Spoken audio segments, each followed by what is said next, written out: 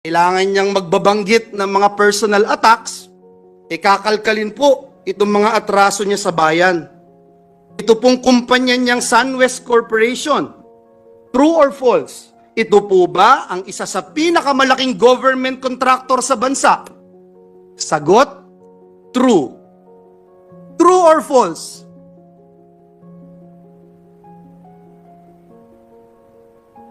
Ang korporasyon po ba niyang SunWest Corporation ay kasama dito sa kontrobersyal na Parmalee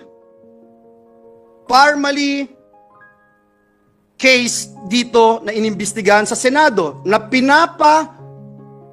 kasuhan ng Senado? The answer is true. Kasama din po ba ang kumpanya niya dito po sa kontrobersyal na DepEd laptop scam? Ang sagot po,